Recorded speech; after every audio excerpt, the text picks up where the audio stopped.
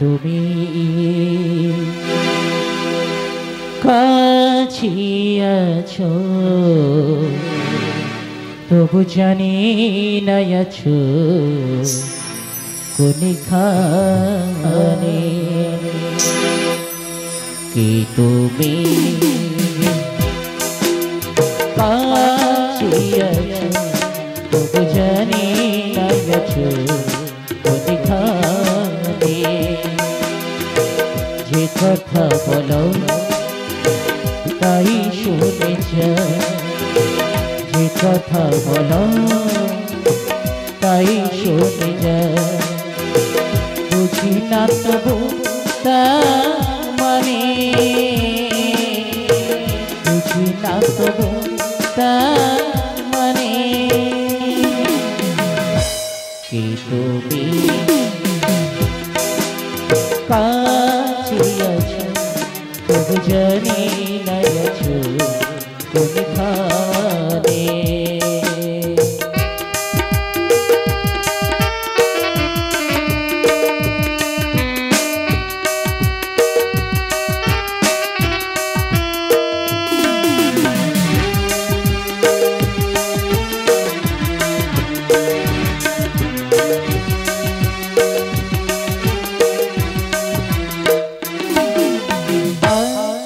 ধরে আমাকে চলা অন্ধকারে তুমি জ্বালা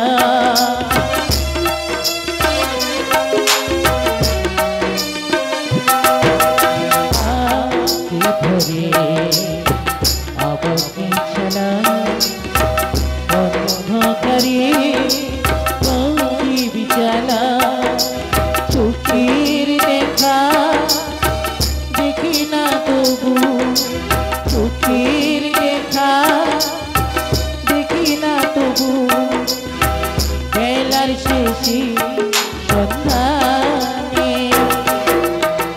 যে কথা বলো তাই শুনে যায় যে কথা বলো তাই শুনে যায় বুঝি না তবু তা মানে বুঝি না তবু তা মানে তুমি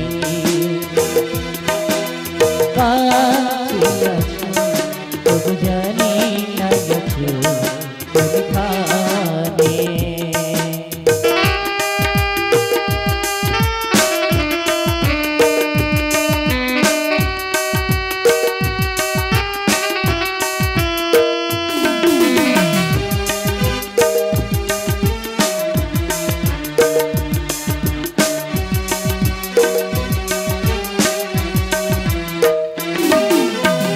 জানি গো তুমি চাইবে যদি ভাঙিতে হবে আই সেদি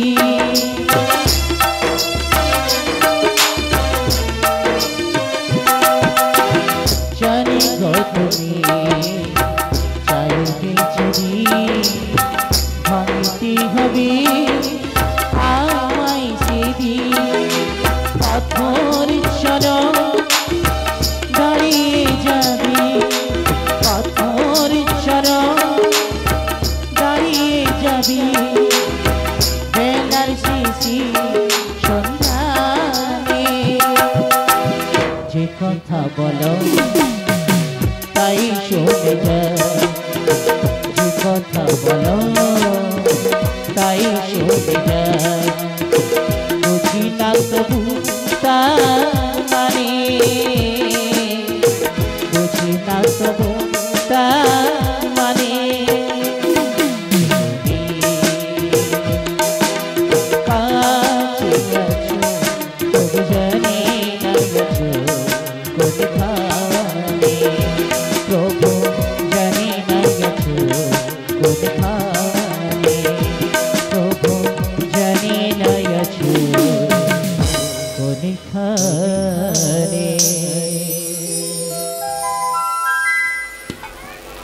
यदा यदा हि धर्मस्य ग्लानिर्भवति भारत अभ्युत्थानम् अधर्मस्य तदात्मानं सृजाम्यहम् परित्राणाय साधूनां विनाशाय च दुष्कृतां धर्म संस्थापनार्थाय संभवामि युगे युगे।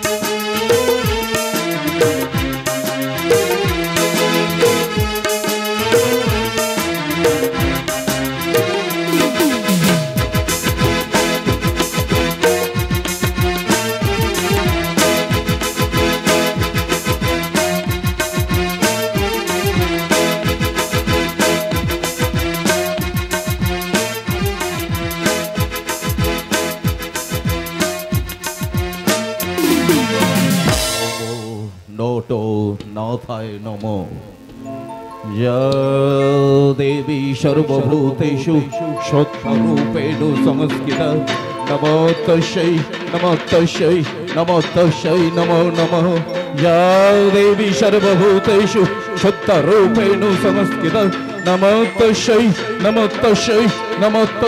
नमो नमः या देवी सर्वभूतेषु शक्तिरूपेण संस्थिता नमो तस्यै नमो नमः।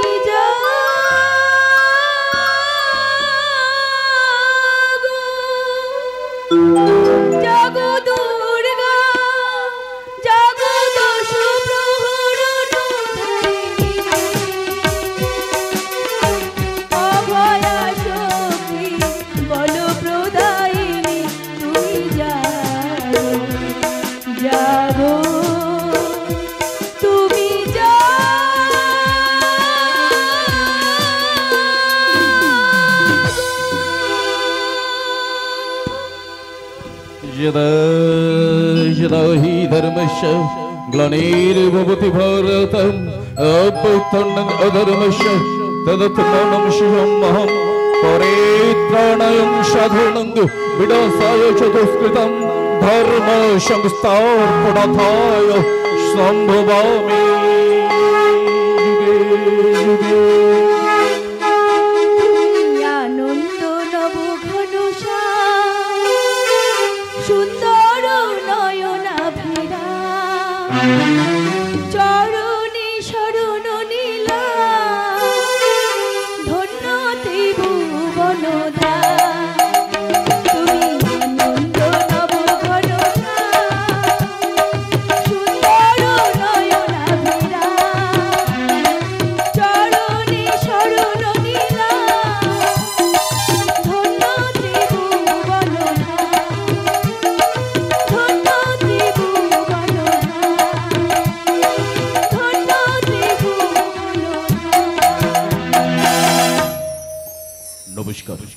उपस्थित सुधी यात्रा प्रिय दर्शकबृंद बाहादुरपुर श्री दुर्गा नाट्य संस्थार पक्ष थेके आपनादेर जानाई प्रीति शुभेच्छा और उष्ण अभिनंदन।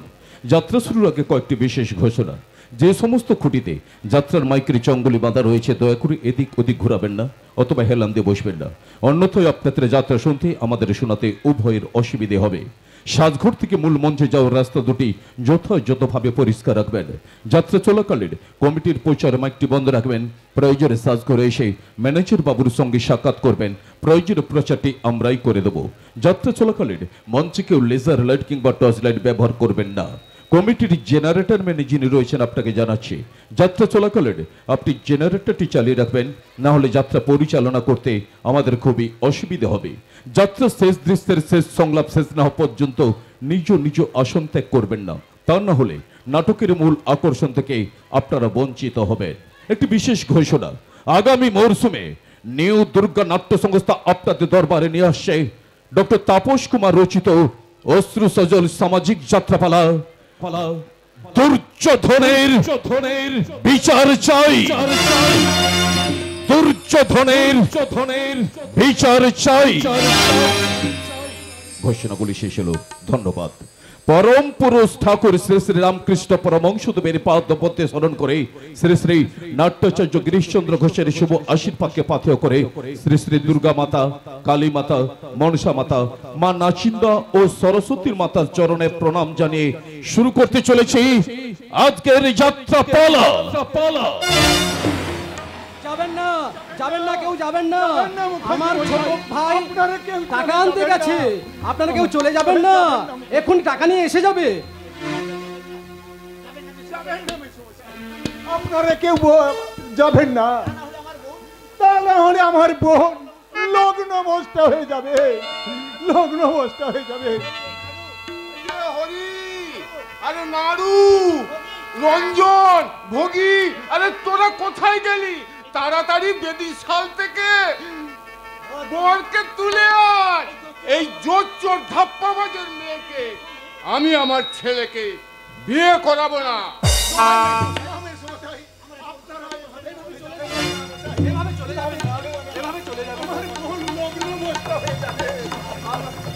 দূর হট।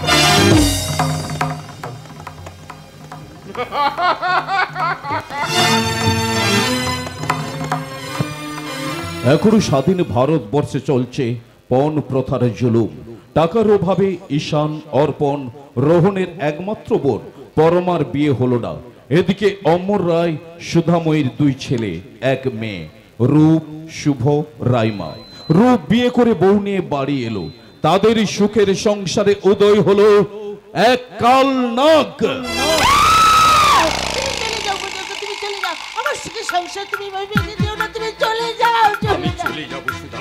আমি চলে যাব, তুমি শুধু একবার বলে যাও আমার মেয়েকে তুমি কোথায় বিক্রি করেছো। জানি না, আমি জানি না ভুজঙ্গ, আমি জানি না, বিশেষ করে আমি জানি না, আমি কিচ্ছু জানি না। সুদাময়, তুমি আমাকে চিনো না। আমি বিংশ শতাব্দীর বিষ। আমি জল ঘোড়া নয়, বালি পোড়া নয়, আমি জাতকে বলে বলে।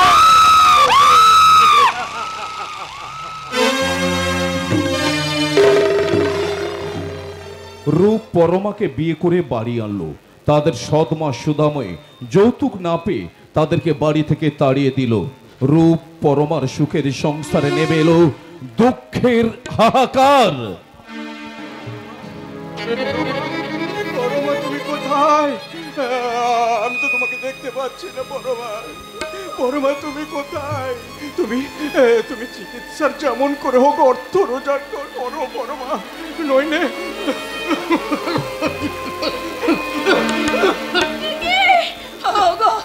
তুমি চুপ করো, শান্ত হও। আমি তোমার চিকিৎসার জন্য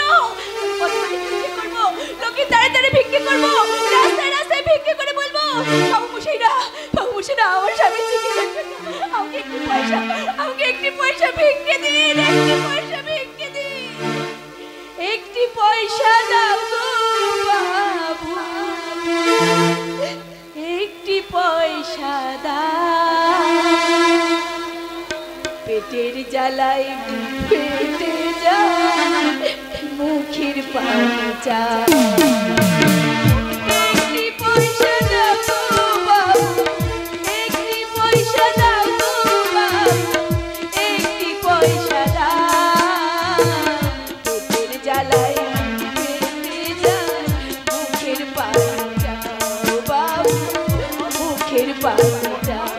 বাবু মুখের পানে যাও।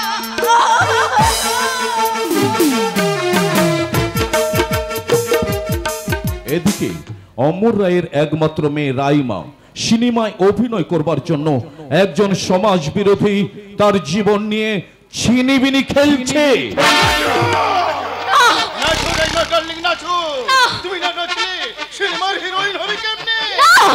আমি নাচতে পারবো না, আমি গাইতে পারবো না। নাচতে তোমাকে হবে।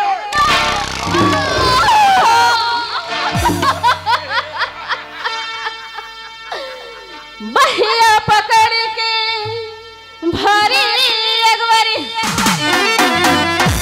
चुमले होठवा गुलाबी कश कही बंदुखवा सैया मिले बशरवी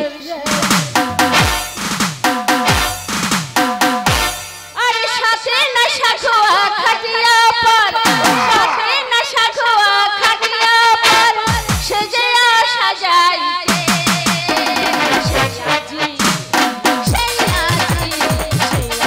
दिलवार माटे गमछा बिछाई दिलवार माटे गमछा बिछाई के साथे नशा खोआ खटिया पर साथे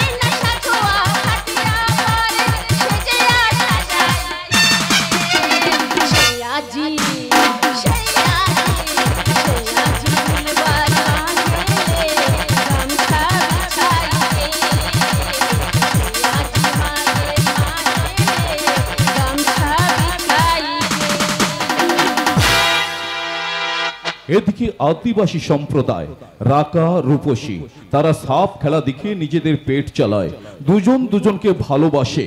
এদিকে রাকা রূপসীকে বলছে, রূপসী রূপসী কই কই কোথায় আমার রূপসী?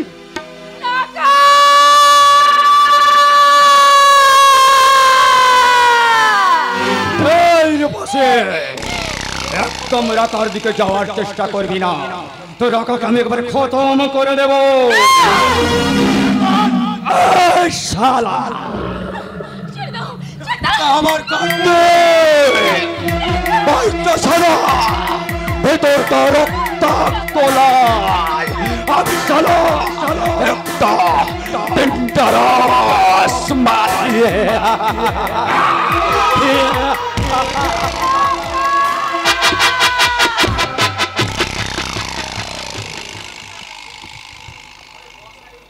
রচনা ডক্টর তাপস কুমার, সম্পাদনা নির্দেশনায় প্রভাত পাল, সহ নির্দেশনায় রঞ্জন দোলই, সুর মাস্টার তপেন্দু, সাজসজ্জা রাধা গোবিন্দ জিউ সাজঘর, ধ্বনি বিপুল সাউন্ড সার্ভিস, নিয়ন্ত্রণে মাস্টার বিপুল, আলো সহেলি ইলেকট্রিক, নিয়ন্ত্রণে মাস্টার ভরত, দল manager Ashis Kumar Bag, general manager Suryakanta Manna, পরিচালনায় বাহাদুরপুর সরস্বতী পুজো কমিটি, প্রযোজনা কুমার বিশ্বরূপ, পরিবেশনায় শ্রী দুর্গা নাট্য সংস্থা।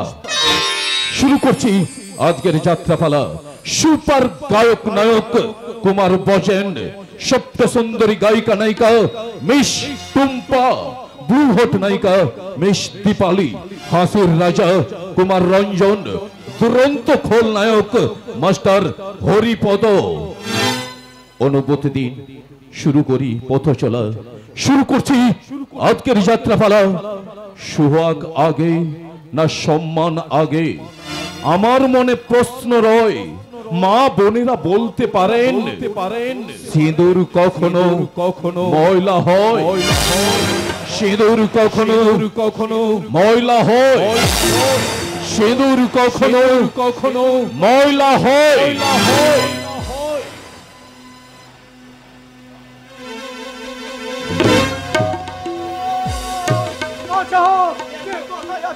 তোমরা আমাকে রক্ষা করো। ডাকাত আমাকে ছুরি মেরে আমার সমস্ত টাকা ছিনিয়ে নিয়ে পালিয়ে গেছে। আমি দেব না, আমি কিছুতেই দেব না, কিছুতেই না। তোর বাপ দেবে রে শালা। আর না দেবি তো একেবারে ছবি করে ক্যালেন্ডার বানিয়ে ওয়ালে লটকে দেব। টাকা আমার বোনের বরপণের টাকা।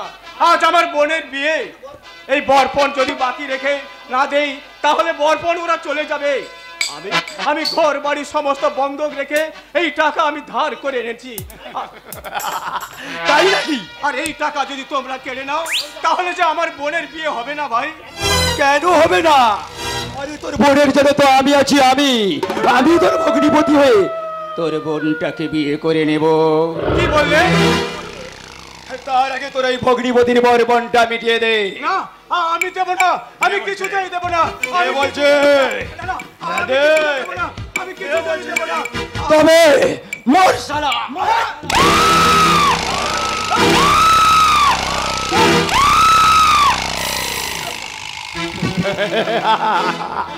একটা বোকা, আস্ত বোকা। আরে টাকার জন্য এভাবে কেউ প্রাণে বাজি রাখে? আরে বেঁচে থাকলে অনেক টাকা পাবি ভাই। কিন্তু আমার বোনটার কি হবে ভাই? আমি তোর বোনকে বিয়ে করে নেব। এই বরপণ যখন নিয়েছি, বর সাথে তো আপত্তি করলে চলবে না ভাই। তিন তাক তাক চিকা চিকা চিকা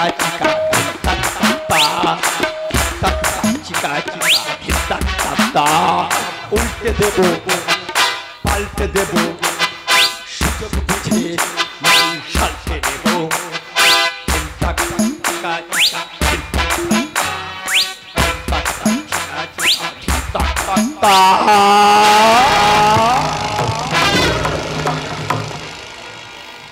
আমার ভাইটা সাদা, ভেতরটা রক্তলা। আমি সারা একটা ডেঞ্জারাস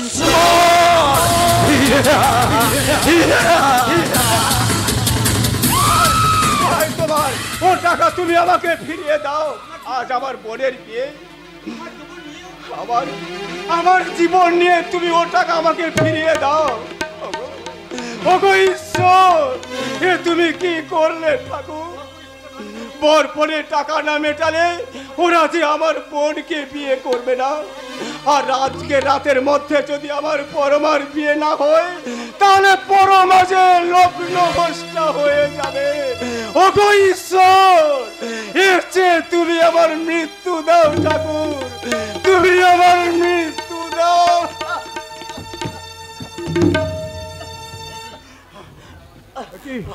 কে যেন রাস্তায় আর্তনাদ করছে, কিন্তু কোথায়? ওই তো। এই যে ভাই, কে তুমি? কি হয়েছে তোমার? কি হয়েছে ভাই? কি হয়েছে? কি হয়েছে? এভাবে রক্তাক্ত বল ভাই, বল কি হয়েছে? আমার সর্বনাশ হয়ে গেছে ভাই। সর্বনাশ হয়ে গেছে? সর্বনাশ হয়ে গেছে। কি হয়েছে বল? একজন ডাকাত আমাকে ছুরি মেরে আমার বোনের সমস্ত টাকা ছিনিয়ে নিয়ে পালিয়ে গেছে। এবার আমি কেমন করে দাদার সামনে গিয়ে দাঁড়াবো রে? মুখ দেখানোর উপর আমি এতক্ষণে বেশ বুঝতে পারছি বরপণের টাকাকে কেন্দ্র করে এতক্ষণে হয়তো একটা হুলুস তুলুস বাঁধতে বরপণ। পণের টাকা না পেলে ওরা বোরকে তুলে নিয়ে চলে যাবে। আর আমার বোন পরমা চির লগ্ন ভ্রষ্টা হয়ে হাহাকার করে কাঁদবে। অর্পণ, এসব এখন ভাবার সময় নয়। অর্পণ, আগে তোকে বাঁচতে হবে। দেখে মনে হচ্ছে তোর শরীর থেকে অনেক রক্তক্ষরণ হয়েছে। তাই তোকে সময় মতো চিকিৎসা না করলে হয়তো একটা অঘটন ঘটে যেতে পারে। আমার জীবনের চেয়ে আমার কাছে আমার পরমার জীবনের মূল্য যে অনেক বেশি ভাই। অর্পণ, কি বলছিস ভাই? আমার একটুখানি ভুলের জন্য যদি আজকের লগ্নে আমার পরমার বিয়ে না হয় তাহলে যে আমি মরেও শান্তি পাবো না রে রূপ। তাই বলছি। কি বলছিস ভাই? তাই আমি তোর হাত ধরে অনুরোধ করে বলছি ভাই, আমার বোনকে তুই বিয়ে করবি। কথা দে, কথা দে রূপম, তুই কথা দে আমার বোনকে তুই বিয়ে করবি। এরকম একটা অপ্রস্তুত পরিস্থিতিতে আমার আত্মীয় স্বজন বন্ধু বান্ধবদের অনুমতি না নিয়ে বাবা মায়ের বিনা অনুমতিতে না না না না না না করতে পারবো না ভাই, তুই আমাকে ক্ষমা কর, আমার দ্বারা সম্ভব নয়। না না রূপম না, আমি আমাদের বন্ধুত্বের দিব্যি দিয়ে বলছি, আমাকে তুই ফিরিয়ে দিস না ভাই। অর্পণ আমার কথা শোন, বড্ড দেরি হয়ে যাচ্ছে, আগে তোকে হসপিটালে নিয়ে যেতে হবে। Ambulance ambulance. আমি বাঁচতে চাই না রে রূপম, আমি বাঁচতে চাই না। আমি আমার বোনের মুখে একটু হাসি ফোটাতে চাই।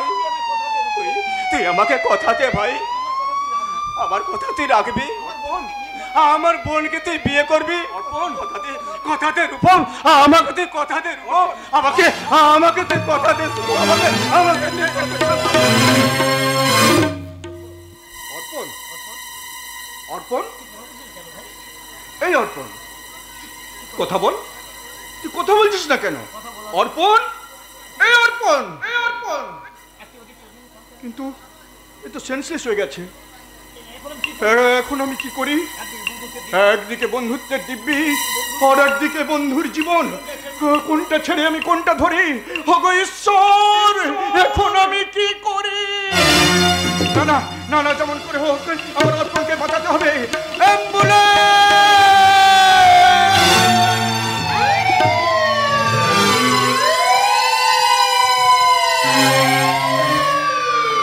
এই রাজু, সুবল, বাবলা, এই তোরা বলকে তুলে নিয়ে চলে আয়। এই জোচ্চোর ধাপ্পাবাজের বাড়িতে আমার ছেলের বিয়ের দেব না, তোরা উঠে নিয়ে চলে আয়। যাবেন না মুখার্জি মশাই, এভাবে আপনারা বরকে তুলে নিয়ে যাবেন না। আপনারা বিশ্বাস করুন, আমার ভাই বাড়ির দলিল বন্ধক রেখে টাকা আনতে গেছে, কোনো কারণে দেরি হলেও সে ঠিক টাকা নিয়ে ফিরে আসবে।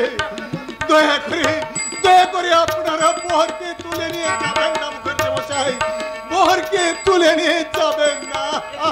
এ কি হলো বর্দা, ওরা যে মণ্ডপ থেকে বরকে তুলে নিয়ে চলে গেছে?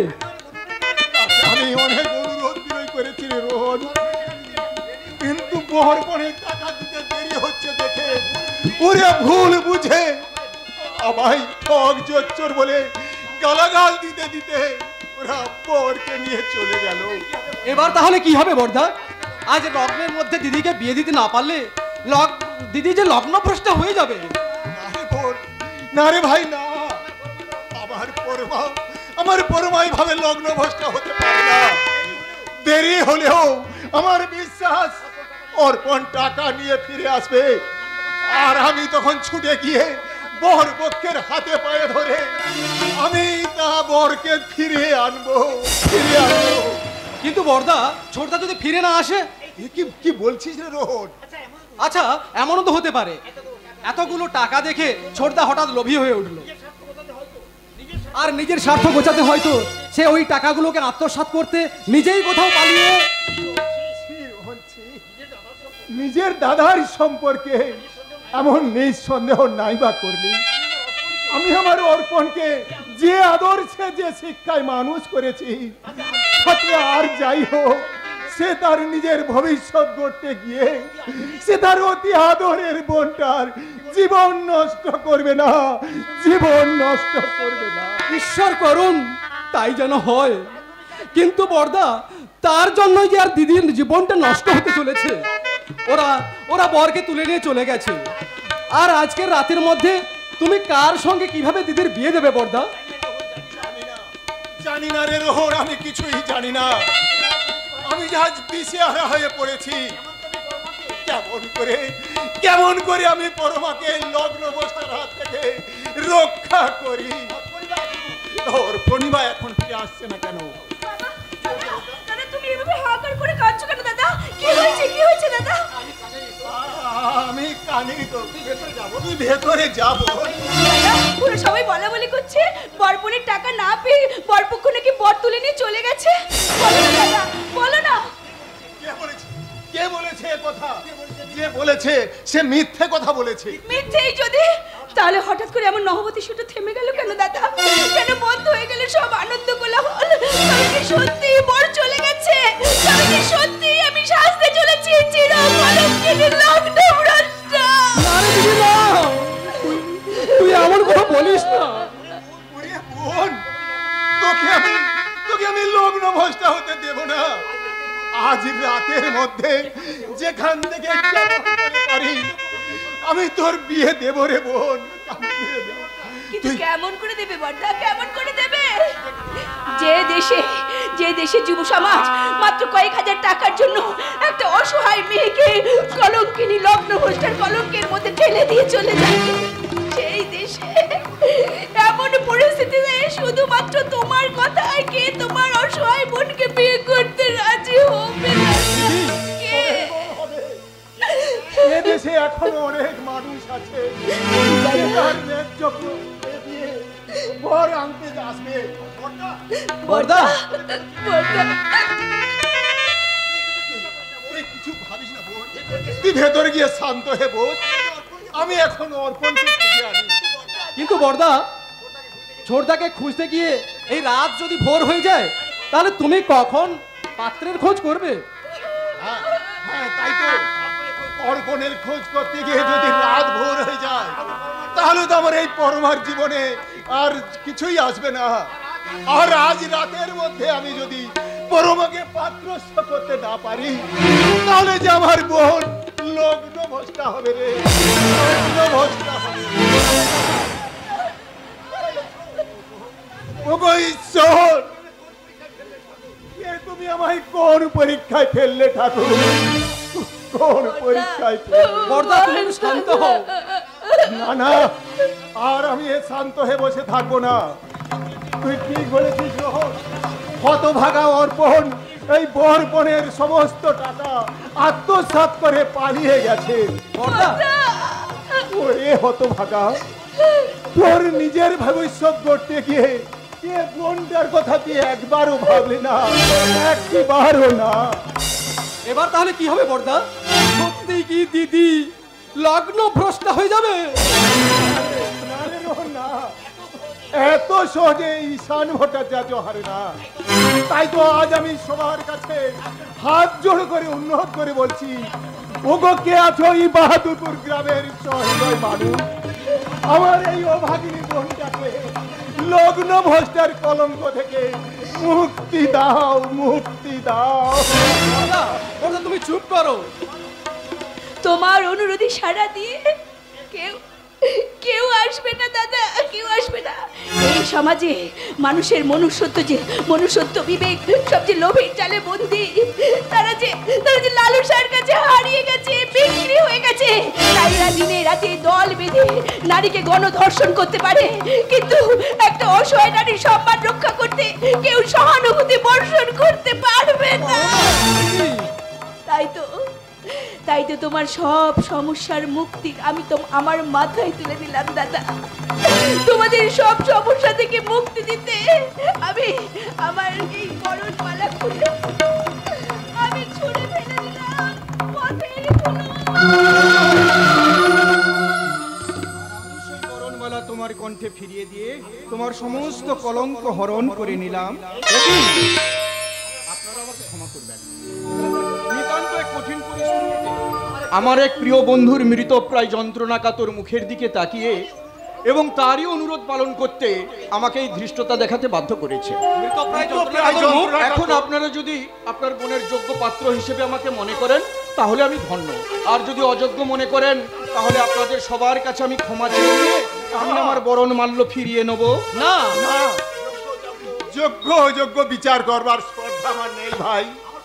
আমার শুধু এইটুকুই মনে হচ্ছে তুমি কোনো মানুষ নয়, তুমি একজন দেবতা, রক্ত মাংসের দেবতা।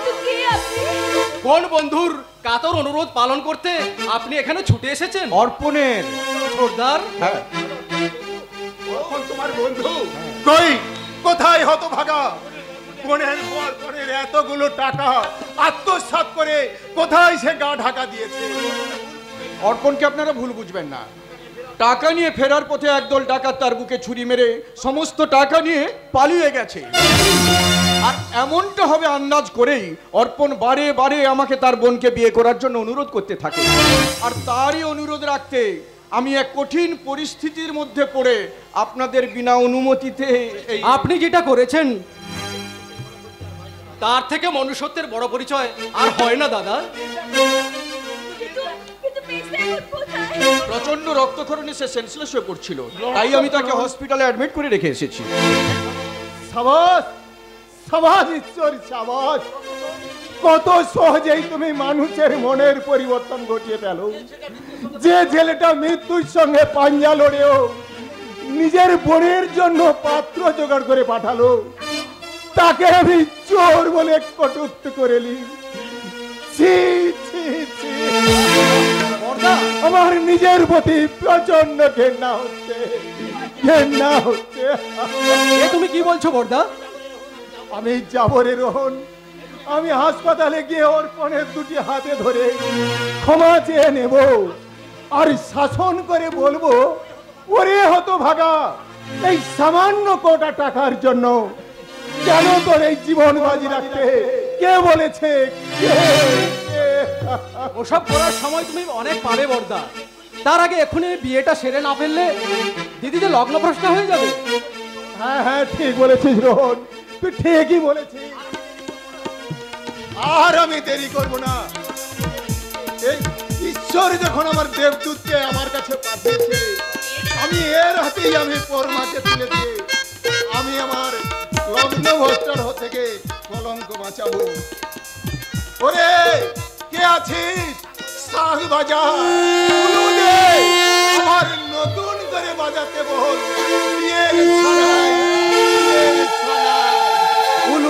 উলু দে তোরা, এসেছে বর এসেছে। উলু দে তোরা, এসেছে বর এসেছে। এসেছে বর এসেছে, এসেছে বর এসেছে।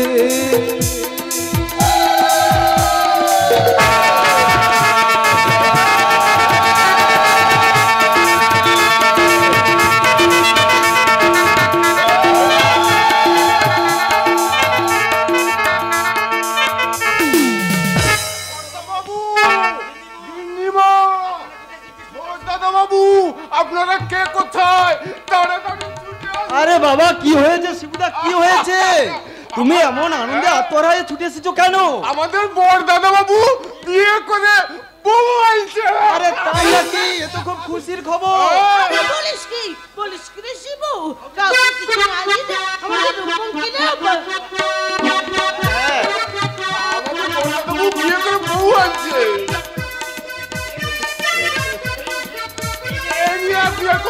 অশান্তি করবে। এই হতো স্যার, সব ব্যাপারে আমি অশান্তি তাই না? আর সেই হতো ছাড়া যে কাউকে কিছু না বলে বিয়ে করে বউ নিয়ে আসছে, তাতে কিছু নয়। প্লিজ মা, এটা নিয়ে তুমি যেন আর কোনো আপত্তি করো না।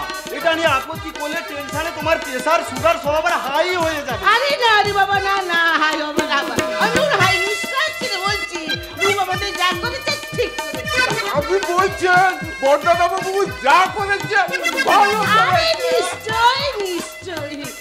আরে বাবা, অনুষ্ঠান করে বিয়ে হলে কারে কারে টাকা খরচ হতো। আচ্ছা সেই টাকাগুলো তো সংসার থেকে যেত নাকি? তাহলে দাদার এই চুপি চুপি বিয়েটা তুমি মেনে নেবে তো মা?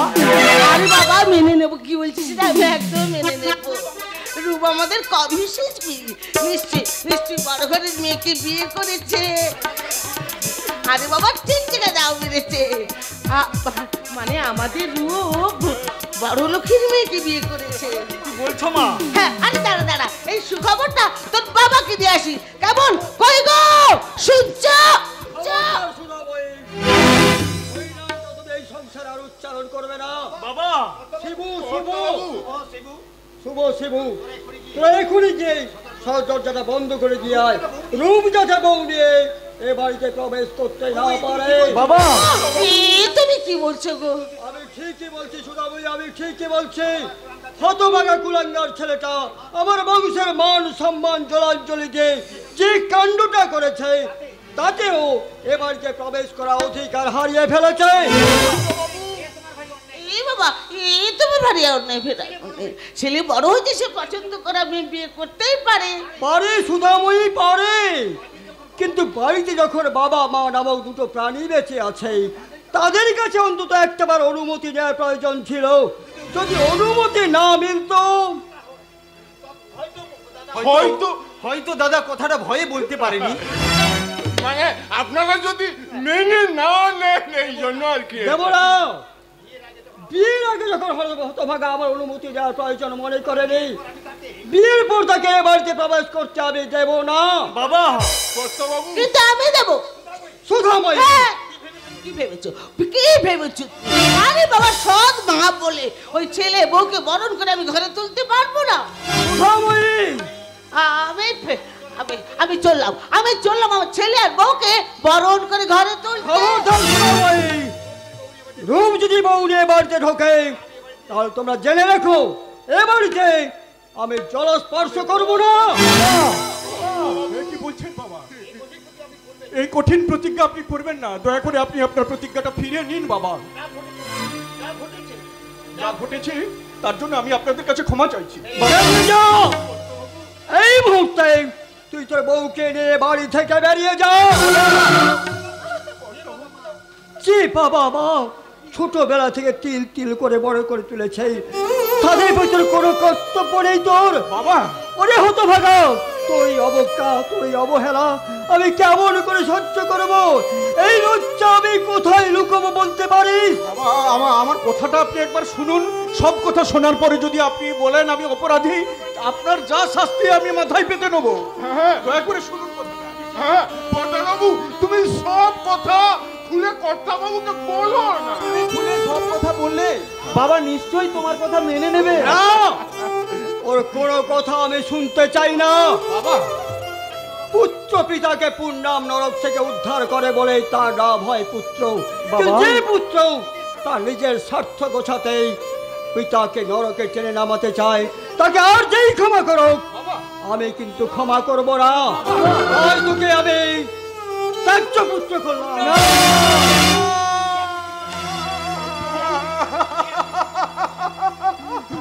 কর্তাবাবু, আপনি কি বললেন কর্তাবাবু? সব কিছু না শুনে দাদাকে আপনি তেজপুত্র করলেন বাবা। পুত্র বললেই হলো? আমি আমার ছেলে বৌমাকে বরণ করে এক্ষুনি ঘরে তুলছি। দেখি কে আমাকে বাধা দেয়। এসো এসো এসো। আমি এক্ষুনি আসতে বলছি, এক্ষুনি। তুমি বৌদিকে বরণ করবে মা? আমি নিশ্চয়ই করবো, নিশ্চয়ই করবো। আই তো বাবা, রাইবা, আরে বরণ এলাকা নিয়ে আয় আর কি। বাবা যখন আমাকে এত বড় কথা বলতে পারলেন, তখন আর বোধহয় আমার এই বাড়িতে থাকা ঠিক হবে না। দাদা, আমি চিরদিনের জন্য এই বাড়ি ছেড়ে চলে যাবো। দাদা, আমার জন্যই তোমাকে বাবার কাছে অপরাধী শাস্তি হয়েছে, তাই তোমার অপরাধীর সমস্ত বোঝা আমি আমার মাথায় তুলে নিয়ে আমি তোমাকে চিরদিনের মতো চলে যাচ্ছি। তুমি অন্য কাউকে বিয়ে করে সুখী হও। না না পরমা, না, তা হয় না। শালগ্রাম শিলার সাক্ষাতে অগ্নি সাক্ষী সিঁদুর আর সাত পাকের বন্ধন আমাদের দুটি জীবনকে যে বন্ধনে বেঁধেছে, সে বন্ধন কোনোদিন ছিন্ন করা যায় না পরমা। তাই তো আমাদের জন্ম জন্মান্তরের সম্পর্ককে মূল্য দিয়েই আজ আমি আমার জন্মদাতার পিতার শর্তের সম্পর্ক ছিন্ন করলাম।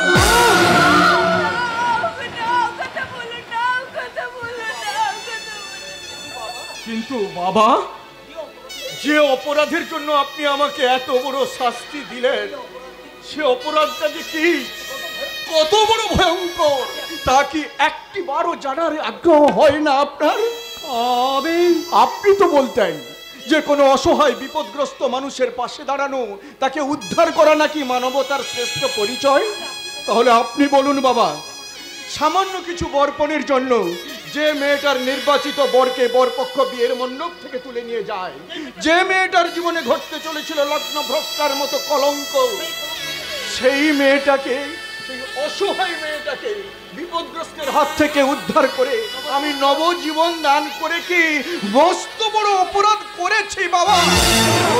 আপনার বিচারে যদি তাই হয়, তাই হোক বাবা।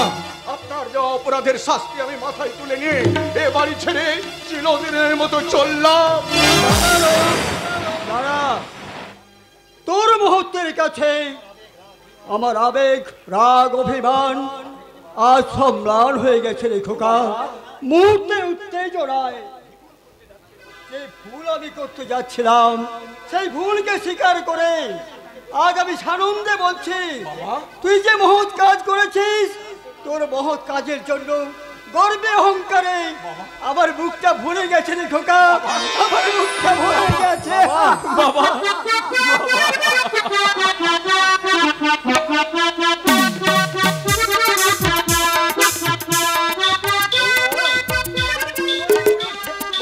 তোমার এই বুড়ো ছেলেটাকে ক্ষমা করে দিও মা। এতক্ষণ তো ছেলে বউকে বলতে যাও যাও বাড়িতে নিয়ে যাও।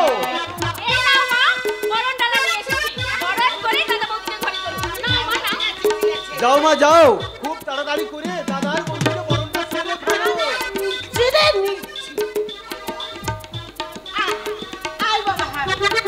কাকে বরণ করে দিই, তারপরে বৌমাকে বরণ করো, কেমন?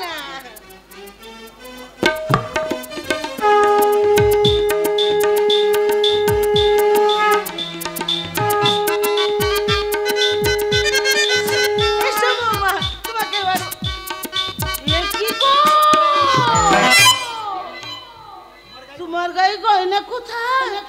মাত্র গলে একটা সুতির হার। ও বুঝেছি তোমার বাবা মনে হয় পণ যৌতুক একবার নগদ বিছিয়ে দিয়েছে। তা বৌমা ক লাখ টাকা দিয়েছে গো, কবরে সোনা দিয়েছে। আমার মা বাবা কেউ নেই মা। আমার দাদা একটা বিশেষ দুর্ঘটনা ঘটে যাওয়ায় আমার গরিব দাদা আমাকে কিচ্ছু দিতে পারেনি।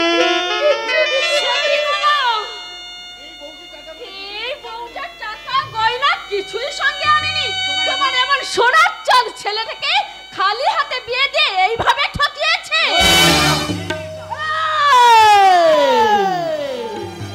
এই মেয়েটা বেরোবার থেকে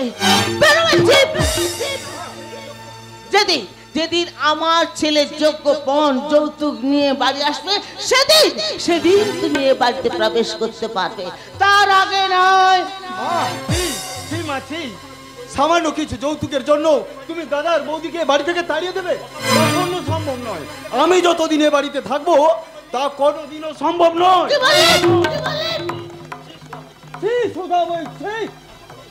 এতক্ষণ ধরে ওদের আগে অনেক কষ্ট দিয়েছি, এখন দেখছি ওদের কষ্ট দিচ্ছ না, সেই সঙ্গে নিজের বিবেক, মনুষ্যত্ব আর রুচিবোধকে অপমান করছে। তুমি শুধু খালি হাতে বিনা যৌতুকে এমন আমার দাদার সঙ্গে এই মেয়েটাকে বিয়ে দিয়ে পাঠিয়েছে, এটা আমাদের অপমান নয়? যদি কিছু হয়ে থাকে তাহলে তাদের হয়ে আমি সবার কাছে ক্ষমা চাইছি, কিন্তু একে এভাবে যন্ত্রণা দিচ্ছ কেন? খবরদার, কোনো ক্ষমা নয়। এই মেয়েটা সহজে বাড়ি থেকে যাবি না, তোর চরণ পুটি ধরে টানতে আমি বাড়ি থেকে। উপস্থিত ভদ্র মহোদয়গণ, আজকের শাশুড়ি কর্তৃক নববধূ বরণের দৃশ্য দেখে আপনারা কেউ বিচলিত হবেন না, কারণ এটাই হচ্ছে এ সমাজে অলিখিত নিয়ম যে নববধূ তার বাবার বাড়ি থেকে যত বেশি যৌতুক আনবে তার তত বেশি কদর, আর যে নববধূ তার বাবার বাড়ি থেকে শূন্য হাতে ফিরে আসবে তার কপালে জুটবে চিরকর নাথি। কিন্তু এর একটা প্রতিবাদ হওয়া দরকার, তাই আপনাদের হয়ে আমি প্রতিবাদ করে বলছি, খবরদার! দেখি কে আপনি? 22 বছরে হিসেব ফিরে নিতে যে ছবলটা তুই আমাকে দিয়েছিস সেই ছবলটা ফেরত দিতে আজ আমি এসেছি।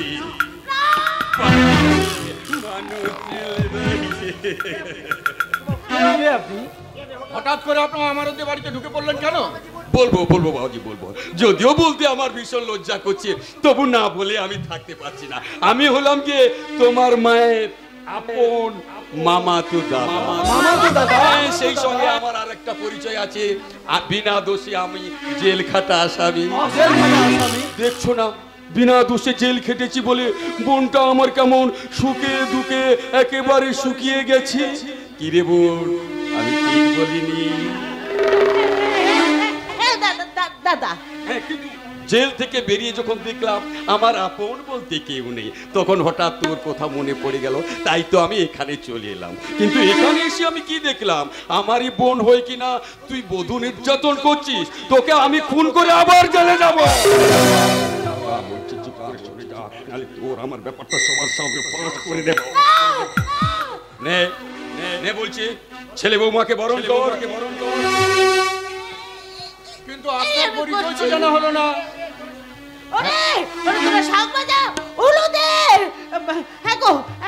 তুমি এখন এখানে দাঁড়িয়ে আছো? আরে যাও যাও, ছেলে বিয়ে করে বউ নিয়ে এসেছে, একটু বউ ভাতের ব্যবস্থা করো, যাও।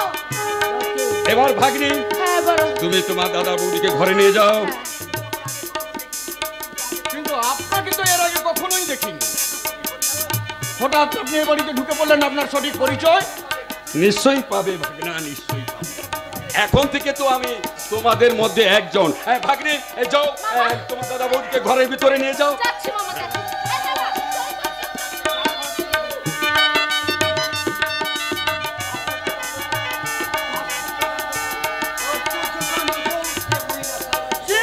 সারাটা জীবন কাউকে তোয়াক্কা না করে মেজাজের সঙ্গে সবাইকে দাপট দেখেছে, সে হঠাৎ মেয়ে গেল কোন মন্ত্রে?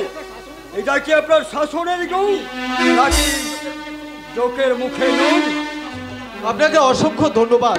সঠিক সময়ে আমাদের বাড়িতে এসে না পৌঁছালে আজ আমাদের এই বাড়িতে একটা লঙ্কাকাণ্ড বেঁধে যেত। তার জন্য আপনাকে জানাই অসংখ্য অসংখ্য ধন্যবাদ। আর আপনি একদম চিন্তা করবেন না জামাই বাবু, আমি যখন এসে পড়েছি না তখন সব দিক আমি সমানভাবে বিচরণ করব। সে তুমি যা ভালো বুঝে তাই করো দাদা। কি গো, আরে বাবা তুমি এখন এখানে পাথরের মতো দাঁড়িয়ে, আরে বাবা ছেলে বিয়ে করে নিয়ে এলো, আরে একটু মাছের ব্যবস্থা করো, একটু মিষ্টির ব্যবস্থা করো, একটু দইয়ের ব্যবস্থা করো। আরে যাও যাও, এখন দাঁড়িয়ে আছো কেন? যাচ্ছি, নিশ্চয়ই করবো, নিশ্চয়ই করবো। তোমার দাদার ছেলে তোমার পড়তেই দেখছে, তোমার মধ্যে অনেক কিছু পরিবর্তন লক্ষ্য করছে। ভালো, খুব ভালো। আমি তোমার দাদাকে ভেতরে এসো, আমি ততক্ষণে বউ ভাতের আয়োজন করতে চললাম।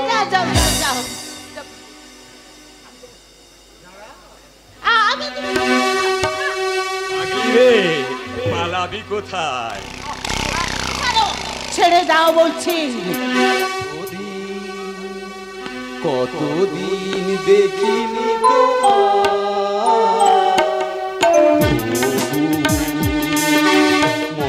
পড়ে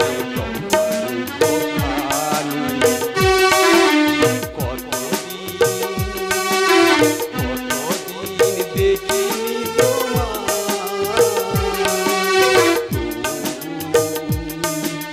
মনে পড়ে খানি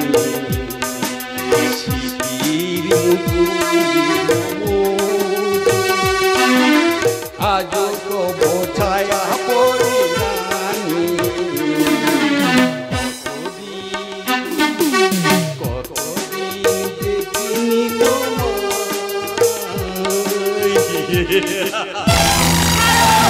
ছেড়ে দাও বলছি। 22টা বছরে হিসেব চাইতে এসেছে। হিসেব আমি দেব না।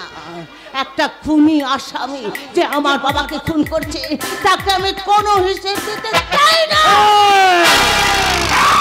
খুন করেছি, কিন্তু কেন খুন করেছি সুদাময়ী? যে মানুষটা আমার ভালোবাসাকে দূরে সরে দিয়েছে, আমার শিশু সন্তানকে অন্য জায়গা বিক্রি করেছে, তাকে খুন করে আমি অনুতপ্ত নয়, বরং তৃপ্ত হয়েছে। তৃপ্ত। দয়া করে তুমি এখান থেকে চলে যাও, বুঝাবো, চলে যাও। আমার স্বামীর সংসার সবাই যদি জানতে পারে তোমার আমার অতীতের ঘটনা, আমার সংসারটা শেষ হয়ে যাবে। বুঝাবো, তুমি চলে যাও, বুঝাবো, তুমি চলে যাও। আমি তোমার কোনো ক্ষতি করব না সুদাময়ী।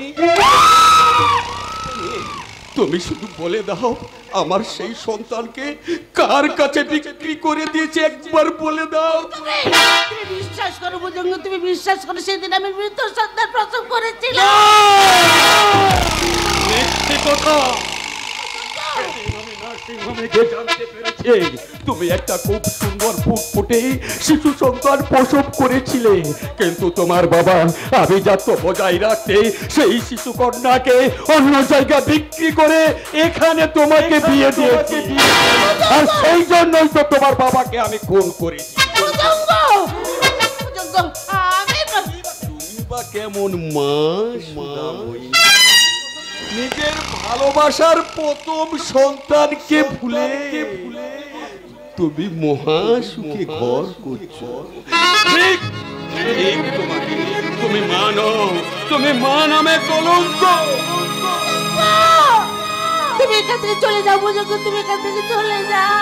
না, আমি এখান থেকে যাব না যতদিন পর্যন্ত আমার সেই কন্যার সন্তানকে আমি খুঁজে না পাই, ততদিন আমি এখান থেকে যাব না। আর এই সংসারে থেকে তোমার সংসার আমি একেবারে চালিয়ে করে দেব। আমি বিংশ শতাব্দীর বিষ, আমি জল ধরা নয়, বালি পোড়া নয়, আমি জাতকে উঠে 100 বলে